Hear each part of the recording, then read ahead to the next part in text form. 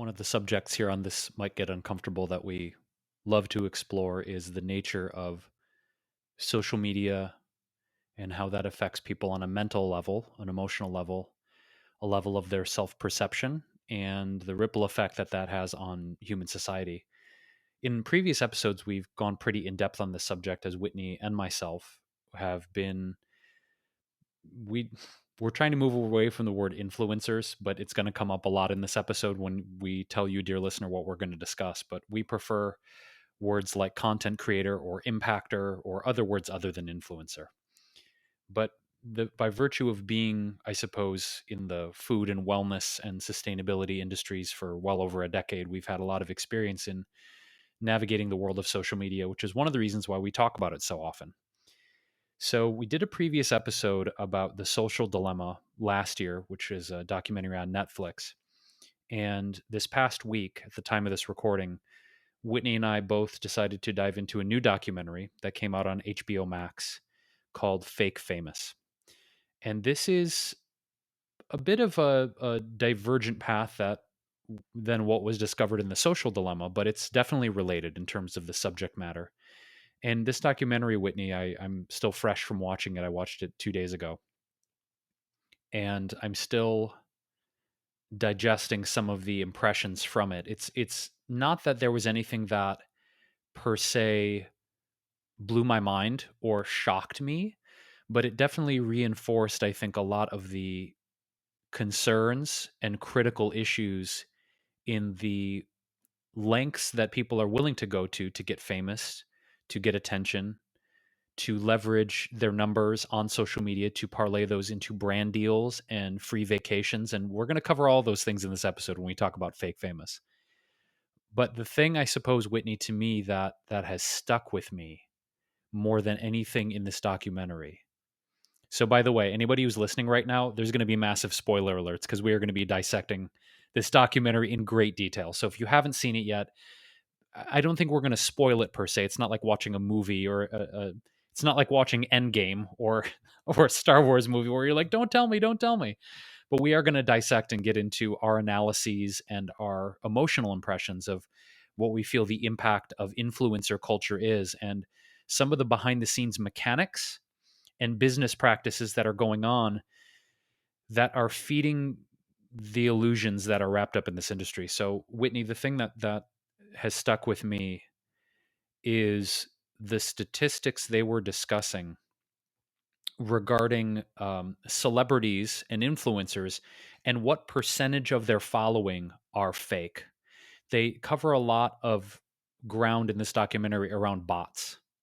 And for the listener, if you don't know what a bot is, it's essentially there are companies out there that are based not only in the US, but in foreign countries that will have coders and programmers creating fake profiles that are run by algorithms and AI that they call bots. These are appearing to be actual people that have profiles with pictures of them and their animals and their families, and they look like regular everyday profiles of actual humans, but they're run by programmers and machines that not only you can purchase to increase your following, but you can purchase likes and you can purchase comments and you can purchase engagement. And the point of this, they were bringing up Kim Kardashian as an example of many that they estimated by some investigation that up to 50 to 60% of her following are bots, are fake. And that this isn't just something that is beholden to the Kardashians, that this is kind of standard practice, they were saying, with a lot of celebrities in building up their profiles. So basically this documentary takes three people that have, I guess, smaller followings. I'll put that in air quotes, only a few thousand or a few hundred followers. And the whole documentary is an experiment in making them famous and using these technologies of faking it till you make it. Really, I think is essentially what the core message of this is, Whitney, is like they show you the lengths that people are willing to go to and the money they'll spend and the technology they use to create a completely illusory version of themselves online that has nothing to do with actual reality. And I think the thing that I want to dig into today, Whitney, is how much of this is going on and that there are people in our industry that we've known of for years that are doing this. So I personally am glad that this documentary came out to maybe have a more mainstream conversation with average people, but it doesn't really solve the issue. It doesn't really solve anything because if you spend the money and you have the budget, you can create an extremely convincing online persona of yourself that the average person or even brands aren't going to realize is fake. So the thing is, I love the message of this documentary, but I don't think it offered any solutions on how to combat this. Did you feel that way? Because I don't really feel like the takeaways from it, it didn't offer any ways we can combat this. It's sort of like, oh, well, maybe if you have a moral compass or you have some ethical standards, you won't do this. As again, spoiler alert, one of the people profiled in this movie at the end of it said she didn't really feel comfortable or like it was okay to keep doing this. But other than a person perhaps cultivating a different moral or ethical standard for themselves, there's really no way I feel like we can stop this of people buying followers and creating fake profiles and creating a complete illusion of what they are. I don't know that there is any stopping this. And furthermore, does anybody even give a shit to stop it? Does anyone care enough to stop it? When and the other part of it too was there was a gentleman they interviewed who owns and runs a company that specializes in creating and maintaining these fake profiles, these bots, and he was saying that what was he grossing, like something like $3 million a month, and he was saying some of these companies are making upwards of tens of millions of dollars a month by creating and maintaining and offering these fake profiles, these bots for people to buy and leverage. So, you know, we could say we want this to stop, but there's too much money in it to stop. Who wants to stop it? That's really the big issue here is like it's not going to stop because there's too much money involved. Yeah, and it's probably true. When I was watching and when I finished watching this documentary, I stepped back to reflect more on my involvement in all of this because so much of my life has been about social media for the past 12 years or so. I've worked as a content creator, aka an influencer. I've advised people on social media strategies and I continue to do that. I really love social media as I've talked about before on the show.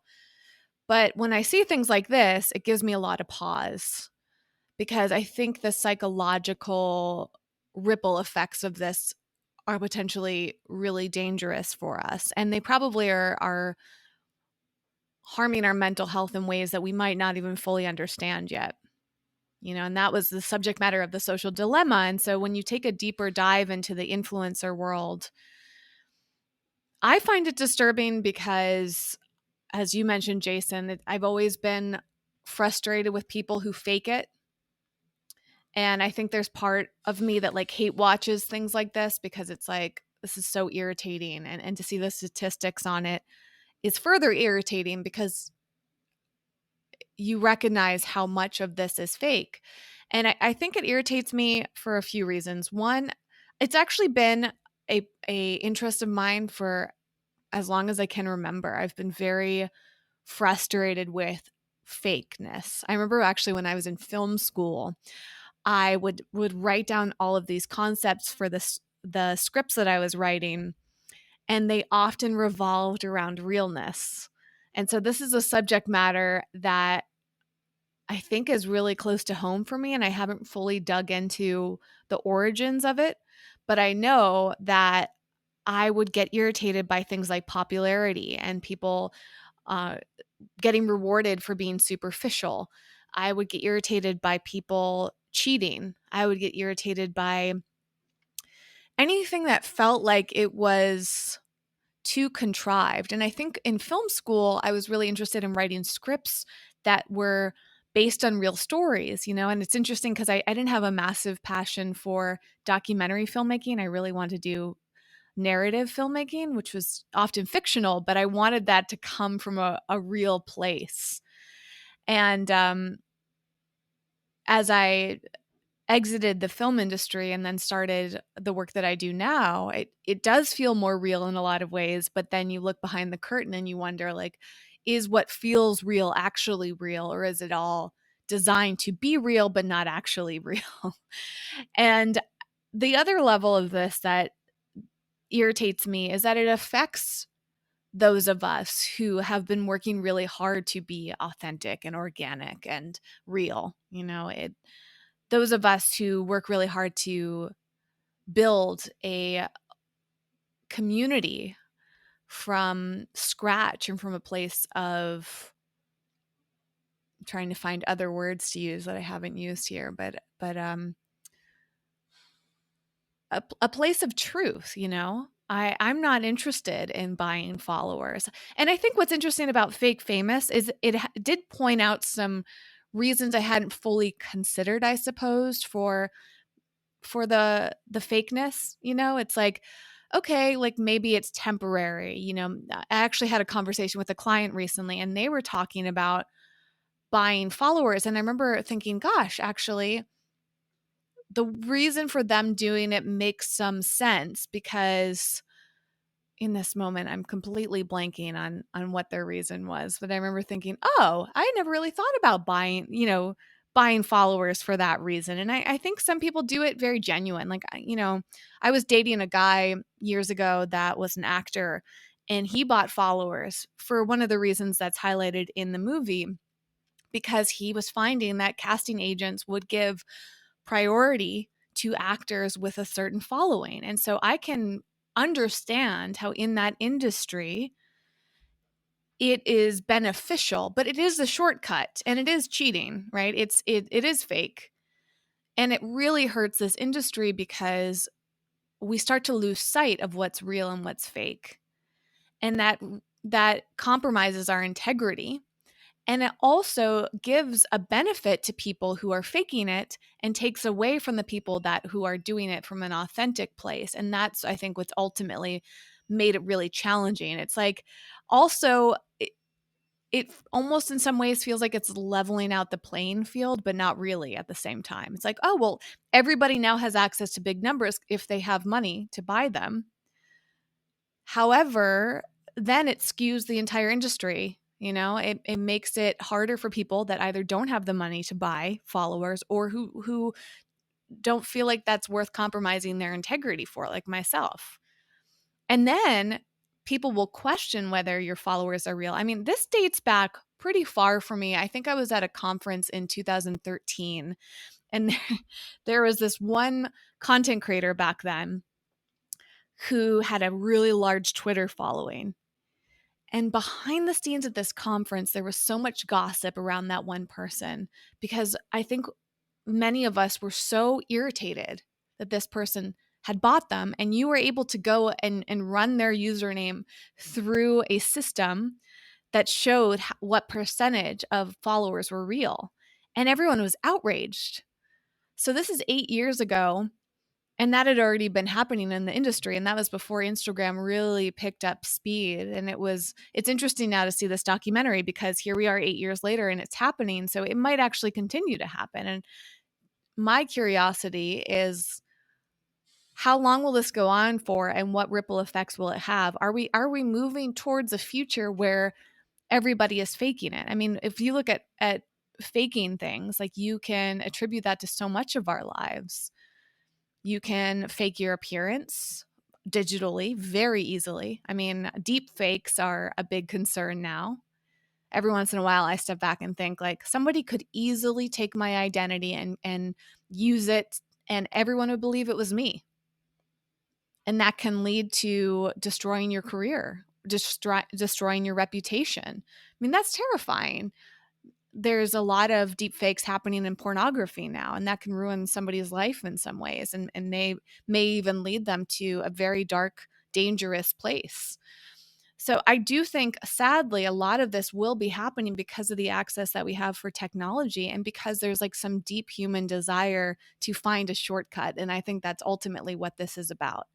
If we look at it from like a survival standpoint, we have designed a society that is placing so much emphasis on status, and human beings now feel like, oh, I can achieve the status I want completely by faking it, instead of taking the long road, because the path I've been on has either been taking way too long or it doesn't even feel possible. But you're telling me that I can become famous overnight simply by changing my appearance or buying followers or having the right clothes, knowing the right people, all of these little shortcuts that in some ways most of us do. And I actually felt like after watching that movie that not only do I want to shift the way that I do things online, for instance, like this year in 2021 and also towards the end of 2020, I've been really working on not using filters and posting pictures of myself that weren't edited, because for years I used to do that stuff and it was acceptable because a lot of people do that. A lot of people use filters. I was on an Instagram live earlier today and I thought about it. I was like, should I use a filter? And I thought, no, I just don't feel right about it. There's two levels. A, I don't want to fake my appearance. And B, like, I feel kind of embarrassed about using filters because it's like if somebody could tell you're using a filter, you're basically advertising that you're faking it or you're insecure or something, right? Like that doesn't feel right for me. And the person I was with, I think, was using a filter. And I remember afterwards thinking, like, oh my gosh, like, am I going to look less attractive because I wasn't using a filter? But you know what? I'm at a point where I'd rather be perceived as less than somebody than be perceived as fake. And that I think this documentary made very clear. And then secondly, I really want to start working with people like my clients that I advise on social media who don't want to do the fake stuff, who aren't obsessed with the metrics. I want to guide people towards more authenticity in my work, because I don't align with people that are in it for the status and the fame. It's just not something I want to be part of. I'm curious to get uncomfortable for a second for both of us. Other than the filter usage, Whitney, are there any other ways that you feel like you have been, for lack of a better word, complicit in this whole game? I mean, other than filter usage, have you been really like looking at the types of content you're posting or the kind of copy you write in the captions? I'm curious in this self examination, this self awareness you're cultivating. What are some other things that have come up for you? Because I want to hear from you so that I can start to examine maybe in some ways how I'm also complicit in this game. Maybe more subtly because we haven't bought followers, but in subtle ways by you and I having been in this industry for 12 years, we are complicit in certain ways. And I'm curious what other things have come up for you other than using filters to alter your appearance. Well, actually, the roots of Wellevator, our brand that this podcast is part of, you and I initially, Jason, were supporting other content creators and business owners and trying to help them do it from a more authentic, but also what's the word do I want to use here? Impactful way, you know. And I love that you have chosen to embrace the word impactor. I also feel like impactor and influencer are not that different from each other. I think it's just like ultimately saying the same thing, but maybe less of an icky feeling because not everybody enjoys the term influencer anymore, including myself.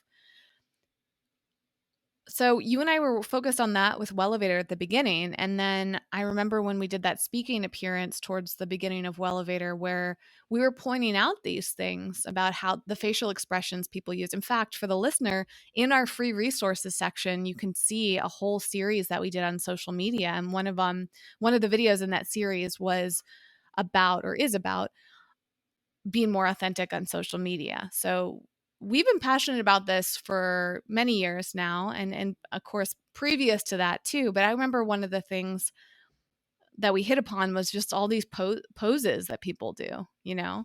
And I personally, I don't resonate with certain facial expressions that people use, like the cliche lip pucker, the cliche mouth wide open with the teeth baring, the certain stances. And absolutely I've been complicit in it, and you have too, Jason. And there's evidence of it online, and I think about that when I post pictures. I think about the times that I've edited photos and think like it's really rough because we are often rewarded for our appearances. So we feel like if we can pose in a certain way that makes us look better, if we can use angles and lighting and filters and editing tools to make ourselves look the way that we really want to look, that we will be rewarded for it. But as I said, I don't really want to be rewarded for being something other than my true self. And it's tricky because it feels very vulnerable. It feels vulnerable to not wear makeup or not do my hair a certain way or not use it, on and on, all of these different techniques that we utilize. And I think it only feels vulnerable because I'm used to it and I see other people doing it. And I'm afraid that if I don't do it too, then I won't fit in. I'll be ostracized. I won't get the rewards that I'm seeking. And, this even reminds me of a conversation I had with someone yesterday in Clubhouse who was talking about the keto diet. And she admitted openly that she's afraid of no longer doing the keto diet because she doesn't want to put the weight back on. And I was reflecting on that, thinking, like, there is so much fear around weight and all these other elements of appearance, like that we are doing everything in our power to control our bodies and the way other people perceive them. And I'm disturbed by that. I think this influencer marketing side of things is just another offshoot of capitalism and marketing and the way that we've each been conditioned to believe that we're not good enough. And then we see everybody else doing things a certain way. And we maybe deep down don't want to do things that way, but we do them that way because we want to fit in and we want to get the results or we want to stand out, you know? And I just have started to feel more and more uncomfortable with it and constantly examining not only my role in it, as I said, but like how am I perpetuating this through my work as an advisor, coach, and consultant? And it's tricky because then you wonder like, oh, are people not going to hire me if I don't do these certain strategies or whatever? And again, like every time I have those thoughts, I have to check myself and realize like deep down, I would rather be struggling financially and in integrity with myself than thriving financially and out of integrity. And that feeling comes up for me every time I see something like this documentary because it triggers me. It triggers me to think this doesn't feel right. And that's your gut instinct. I mean, some people it does feel right for, and my aim is not to judge or shame. It's just not right for me. It doesn't feel good to me. And I encourage people to reflect, like, does it actually feel good to you if you're participating in this? And even if you're not participating, does it feel good to you to follow people who are operating from that place? You know, I'm curious what will happen over time. Like, will people like the Kardashians continue to be so influential? Because as long as they are all perpetuating fake standards of beauty and success, to your point, Jason. There are elements of them that are impressive. I personally don't have anything like I'm not against the Kardashians, but certainly they have done things that are impressive. They've had long careers. They are hard workers. They are entrepreneurs. Like I think the Kardashians have each done a lot of very impressive things, but they represent as a whole a lot of fake and superficial living and status that other people are trying to achieve. And so as long as that family is dominating social media and media in general, like it's representing the rest of the country and the world that idolizes that and wants to do that too. One of the things, Whitney, that I found disturbing isn't the right word, but it's the only word that comes to mind right now, was how easily accessible these fake scenarios were for influencers to access. There's a segment in the documentary where one of the three influencers that they take in this experiment of making famous, they take him to a basically a soundstage that is set up to appear like a private jet. And in one other segment, an acquaintance of ours takes one of the other influencers and they rent a mansion for $600 a day, like a gorgeous Los Angeles palatial mansion for 600 a day. And you can go rent a Lamborghini or a McLaren or a Bugatti for $1,000 a day. So for a very small budget, reasonably speaking, one could do a photo shoot in a fake private jet cabin. One could rent a Lamborghini for a day or a McLaren or Bugatti and do a photo shoot with the car. There are jewelry rentals where you can rent platinum and gold jewelry, and there are agencies that you can hire to basically create a fake image of yourself. And it colors so much. And I laugh because like in the 80s and 90s, do you remember those infomercials, Whitney, that were on when we were kids of like, oh God, what was his name? There's a guy that comes to mind that I remember. He was an Asian American guy who was on like a yacht, and he was surrounded by like bikini women, and he was like, "Hey, found out how I made millions of dollars." And he's on this yacht with all these bikini women. There were these infomercials in the 80s and 90s of guys like him, and I can't remember his name. I don't want to Google it in real time, but I just remember as a kid that the idea of shysterism and the idea of faking it and the idea of using image to sell products and the idea of someone becoming a millionaire teaching other people how to become a millionaire, this is a bullshit scheme that's been going on for decades. This is nothing new. So this whole idea of people faking their image and people purporting something that they are not to sell products or courses or get sponsorship. I mean, what we're experiencing, it's on a scale we've never seen, though. That's the thing. Because back in the day, you had to have a significant amount of money to buy infomercial time, right? That wasn't a thing that you could just go on the internet and pay $1,000 to get 50,000 followers. Like you can do that now for a few $100s.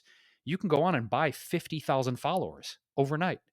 That didn't exist. The access and the ease of that didn't exist back then. But the concept of people bullshitting their way to success and faking it till they make it, this is nothing new. This has been something that I would imagine in the pantheon of human society and hierarchy has been going on since the dawn of time. I mean,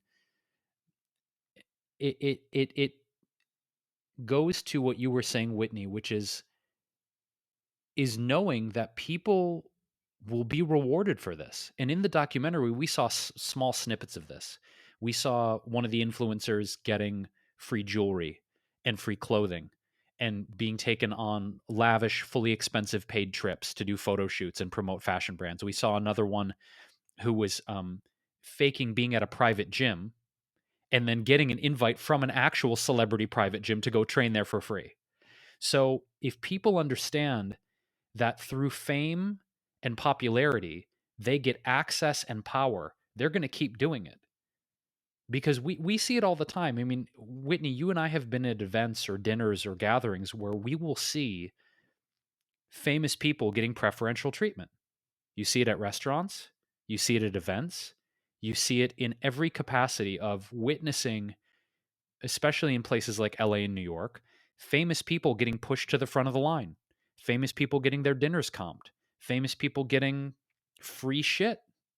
I mean, I've told this story, about Joe Manganiello on the podcast many episodes ago, but he echoed it. He's like, when I moved out to LA from Pittsburgh and I was a nobody, nobody wanted to give me shit.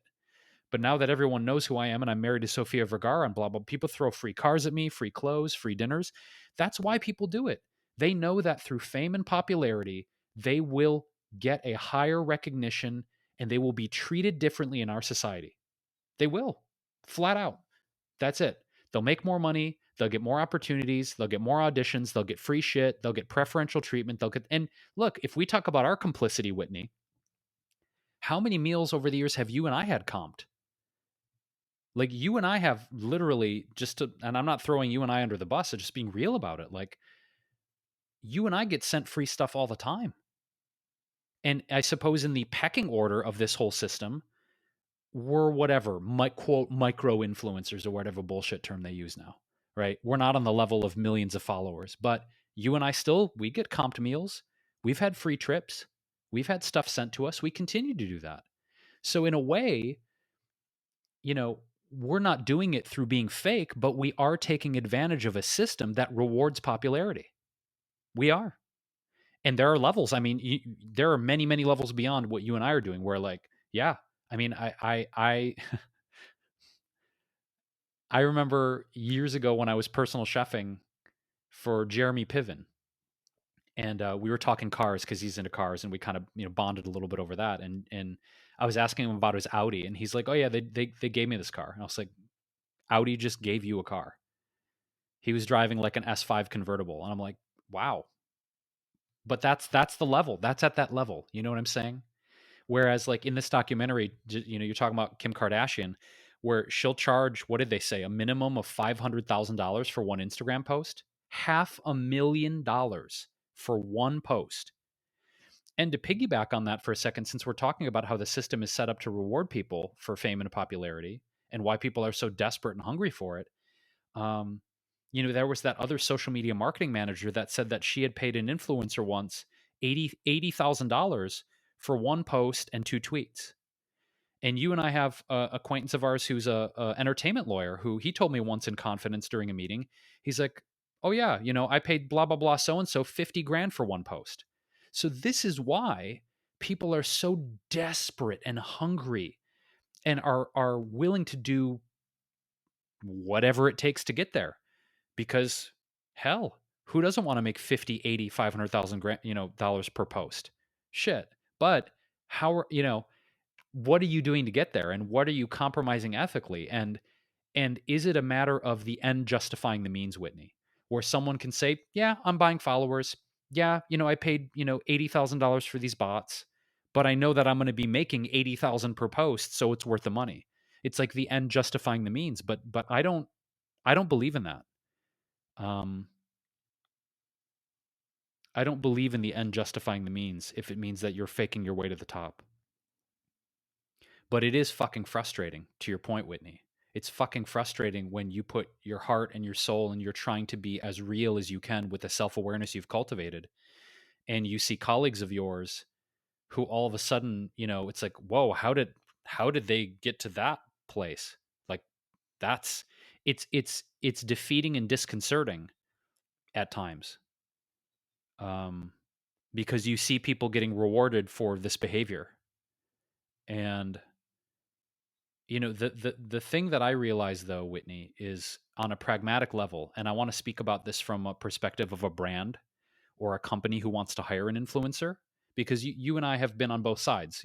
We've promoted brands. We continue to promote brands that we believe in and we use. That's actually a standard that Whitney and I have in our, is like, if we use something and we've had it and we've experienced it, we can speak from a place of truth because we've experienced the product, right?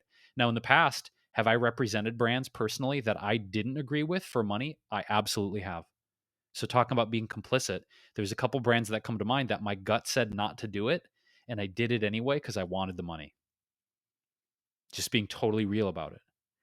But the thing is, you can fake likes, you can fake comments, you can fake followers, you can fake an image. But you know what I was going to say, you can fake the thing I'm about to say, but it's more difficult. You can't fake sales conversion, right? So here's the thing. We know people who have leveraged fake followers and bots and image to get millions of followers. But there's one person that comes to mind. They got a huge book deal. They came out with the book, and then when you look at the reviews and the comments of which I believe reviews, okay, on Amazon as an example, are pretty indicative of how well a book is sold, generally speaking. For the millions and millions of followers this person has, there were barely any reviews of this book that came out years ago. So when I say you can't fake sales, you can fake all this bullshit. But when it comes down to it, if you have a brand that's giving you a ton of money and expects a certain number of sales based on how they perceive your following, and you don't convert and you don't sell, you have the potential of damaging your brand and damaging your image. But that's another thing. You can fake that too, because we know there's so much bullshit we know in this fucking industry. I'm sorry I'm swearing so much, but there's so much fucking bullshit that goes on. There's a person who is not as prominent now, but was really prominent about 8 years ago in the wellness industry. And she went out and she actually paid hundreds of people to go to Barnes and Nobles and Borders when it was still open and independent bookstores and buy her books so that she would be guaranteed a spot on the New York Times bestseller list. She spent tens of thousands of dollars. I know this for a fact. She spent tens of thousands of dollars to land on the New York Times bestseller list. So, because she knew that she could leverage that to get more money as a speaker, as an author for her next book, for live TV appearances. So you can game that system too. And this is frustrating. We go back to it because if you can buy your way to success and you can game the system and go on Craigslist and post, hey, I need 500 people to go buy my book and I'm going to pay you guys $50 each to do it. You can fucking game anything. And that's the frustrating part. If you're dedicated to trying to be authentic and truthful and you see people bullshitting and paying their way to the top because they have the money to do it, it can feel really defeating. And I do feel sometimes really defeated by it, Whitney. It's one of the reasons why I want to pull the plug on the whole thing sometimes. I do. Because I'm like, what's the point? Everyone's just paying their way to get to the top. What else is new? I think that's really relatable, and I'm sure some of the listeners feel the same way. And it's hard to talk about these things because we often feel like we're alone, and there's shame in it, and there's guilt for participating in it, you know? I mean, from my standpoint, we can't change the past, so we have to be present and think about what we want to do now. And we don't have control over other people. And I think sometimes it gets really frustrating. I mean, you can look at any cause, you can look at any challenge that we have as a society, whether that's racism or the environment or politics or all of these things that really take a lot of people to be on the same page with to make a change. And it can feel really defeating. It can feel hopeless when we personally work really hard and take a stand on something and it feels like the changes aren't happening fast enough. And a lot of the times we feel like we're going in a worse direction. And I think that can lead to us feeling sad and hopeless and frustrated and angry and resentful and all those different emotions that come up. Generally after, or sometimes even before I go through those emotions, I get to a place of thinking like, okay, well, what can I do? Like, what small step can I take to contribute in a positive way? And sometimes it actually works in your benefit and achieves your goal of standing out, because sometimes you stand out because you're not like everybody else. So there is that advantage, you know. As I go through different phases of my life, things become more important. And I one thing I reflect a lot on is how a lot of this influencer, wow, I can't even say the word influencer culture is dominated by younger people. And I think that many of us go through a phase in our teens and our 20s where we just want to be validated. We want to be important. We want to be famous. I mean, I remember as a teenager and a preteen, like I wanted to be an actress and I wanted to be famous. And it was like, that was just so important to me. And every day I would think about it. And I grew up in a small town. I didn't have social media or YouTube or any of these outlets that teenagers have now. And I imagine that it's really intense for these teenagers because not only are they probably going through the same emotions that you and I did as kids, Jason, but they're presented with opportunities that you and I didn't have. And that actually might make things worse because they see kids their age becoming incredibly successful, just like we did. I mean, we had child stars and all of that growing up, and we thought, oh, like if so and so can do it, so can I. And I remember thinking, like, I just need to get into acting and have an agent and, going down this whole path. of interest in that world, but it felt really challenging. Today, we hear stories of people being discovered on platforms like YouTube and TikTok and on and on. So it feels within our control in a new way. And so now these kids who, as in the documentary talked about, like such a high percentage of them, their dreams for their careers are to be influencers because they see how flashy this life is. I mean, you brought up, Jason, so many examples. Like you and I went on a cruise for free in exchange for our influence. I had a car for however many months, 6 to 9 months for free because of my influence. I've received so many things over the years because of my social media presence. Now, granted, I've mostly looked at that as marketing tools, and I do think there was a fair exchange in most cases happening because the cruise, for example, you and I spoke on the cruise and we are professional speakers. So we're bringing a value beyond our numbers.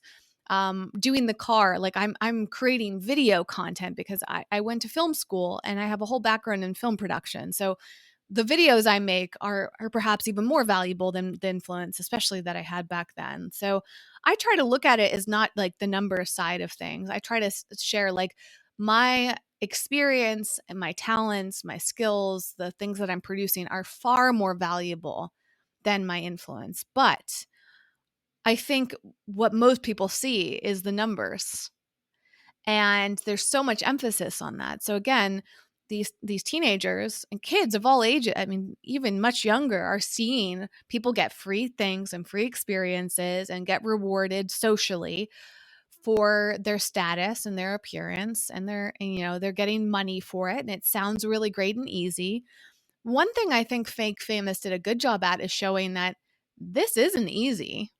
It's a lot of work. I love that segment in the movie where they go on that road trip and they're in Vegas, and the girl in the documentary is saying, looking around at the influencers, and she's like, "Hey, it sounds really cool to do this full time, but these girls are working really hard. You see them on their computers and they're taking the business cards and strategizing. I mean, I've been there. It's a lot of work." And I actually feel like my numbers aren't super high, uh, because a lot of times I wasn't willing to put in that work. I'm not willing to work on my Instagram and YouTube accounts on and on for 20 hours a day. Like literally some people do. Some people literally are working for 20 hours and sleeping for 4 hours, and they are sacrificing everything in order to make it. At what cost though? After being in this world for so long, I guess what you and I can share with other people who are interested in being influencers is that it is draining. It can lead to anxiety and depression and burnout. I've seen more influencers than I could count who have ended up in really bad mental places because of the pressure, because of the depression that comes along with reaching these high numbers and still feeling empty, right? That's not talked about nearly enough. We see all of the perks of influencer marketing, but we don't focus on the drawbacks of it. The mental health side of this is really daunting. And I think over time we will see more and more people talking about it, just like there are a lot of studies coming out about child actors. There are documentaries about that too. In fact, one came out in the past year. I forget what it was called, but a child actor made a documentary about the impact that being a celebrity at a very young age had on their life. You see drug addicts, you see people going to rehab at young ages, and you see people doing harm to their bodies. I actually just watched another documentary about Britney Spears. The New York Times did one on her recently, and same thing. Like it did. This documentary did such a great job at laying out Britney Spears' whole history, and you see this sweet, talented little girl transform into a 30-something-year-old. Maybe she's 40 now. I don't know exactly, but late 30s, early 40-year-old woman, and all of the shit that she went through that basically sucked away her soul as far as we can tell. And it's really sad. And seeing something like that makes me grateful that I didn't have that path.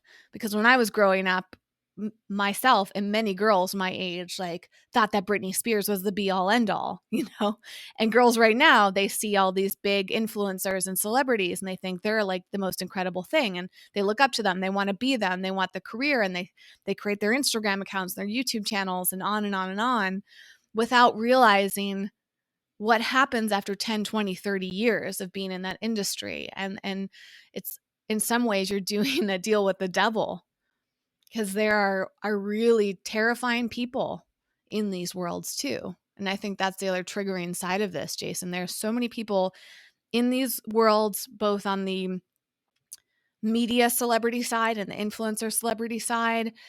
You and I come across them all the time. I get emails almost every single day of someone wanting me to use me basically for something or another. Hey, create this video and you'll get our products, and we'll give you publicity, or we'll give you free things if you only just spend 10 hours slaving away on a video using all of your talents that you paid good money for in film school. You know what I mean? Like the things that people want me to do to take advantage of all my hard work and all of this community. And to your point, Jason, I often step back and think, this isn't just about me. This is about the integrity that I've created for our podcast listeners, for the people on Instagram that I truly care about, for the viewers on YouTube, on TikTok. I'm not there to see, like, I don't want them to just be a number. That to me is the other side of this that we don't place so much time on. Like, if I'm going to play all these games, and maybe in a way it feels ethically easier to have bots, Jason, because you're advertising to fake people. But when you recognize that the people behind your following are real people with real emotions who follow you because there's something within you that they either aspire to be, or they admire, or they relate with, it's not okay. Like, the mental impact that you place on them when you're constantly advertising to them and manipulating them to try to get them to like the things that you do and follow it and to place purchases. Like, that was the other thing, and the final thing I'll touch upon in this documentary is that Fake Famous talks about how influencers are just the part of the marketing machine. And so we play a major role in capitalism, trying to get people to do things. And in a way, are we just puppets in the influencer world that the big brands are controlling by paying them money and giving them products, saying, hey, like, we'll entice you with this thing that you want so that we can reach your audience? I would rather have bots than that case. And maybe that was part of my point earlier. It's like, if it's just a numbers game, maybe bots are a better way to go, because I don't want to be part of manipulating other people just so that I can get somebody else more money. I loved Justine Bateman in this documentary because I feel like even though she wasn't prominently featured, the things that she said were really poignant. And one of the things that kind of cut deep for me, Wit, one of the many gold nuggets she dropped of wisdom was that these, to paraphrase what she said, it's like, you're not actually like an artist. You're not like a famous person who's being rewarded for your talent and your time and working on your craft for years and years and years. She said a lot of these influencers are essentially infomercial hosts. That's the terminology she used. You're pitch people. You're a brand pitch person. You're an infomercial host. And you know what, Whitney? I feel like a lot of my career I've been that. And I'm not using it as an opportunity to beat myself up, but I feel sad about it. I feel sad about it because I feel like in some ways that a lot of people in our industry, and this is by virtue of how I've chosen to be, right? They want me to just shill products. They want me to be a pitch man. They want me to be like, hey guys, this thing can wipe up 10 times more water. Look at how it works. Like I'm just a modified fucking pitch person. And you know what? I don't want to be that anymore. I've done it so much. And again, I'm not doing this to be hard on myself, but to your point and to what Justine Bateman said in this documentary, it's kind of right. It's pretty much on point. Most influencers are just marketing ambassadors for brands to sell shit. And it's not that I haven't believed in the things that I've sold, but I think there's been a reductive effect of Oh, he's fun and he's great on camera and he's entertaining and he's the fun guy. Yeah, have him sell the blender, have him sell the protein powder, have him sell the blah, blah, blah. And honestly, in certain ways, I have felt kind of like an infomercial host. And that's of my own doing, that's of my own choosing. But legit, I don't feel good about it anymore. It's not interesting. It's not creative. It's like even when I do like believe in a product, I still feel, to your point, kind of icky about it because I'm just a cog in the marketing machine. And I don't know that we can get around marketing and commerce. I mean, it's so embedded in the capitalist system, Whitney, that I think what I'm saying as we explore this, there's got to be a better way to do it. I don't know what that is in this moment, but I, like you, am taking a critical look at how I want to move forward and how I want to present myself. And in many ways, the ways that I have been presenting myself and the way that I have been doing business, I don't want to do it anymore. My heart's not in it. It doesn't feel good to me anymore in certain ways. So I think this is all food for thought, this examination, all these documentaries that are coming out, all the mental health studies that are coming out around social media and influencer culture. And I think this is something we need to take really seriously. And we need to ask ourselves really critical questions of how are we complicit in this? How are we feeding the machine? Is what we're contributing good ultimately? Or is it just, fodder for a system that isn't really benefiting people in the long run?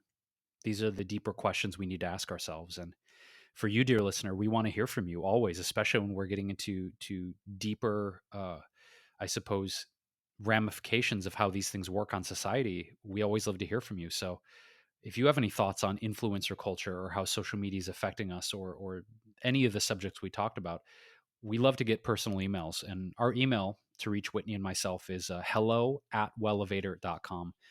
And you can also go to our website for that video series that Whitney previously mentioned in this episode about how to have more heartful, authentic presence on social media.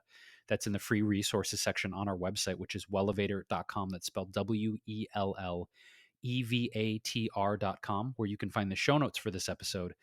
You can find a link to the documentary and any of the resources we mentioned in this episode. But we really do want to continue this conversation, whether that's through email, whether that's commenting on the show notes, or whether that's on social media. We do get DMs through things like Instagram.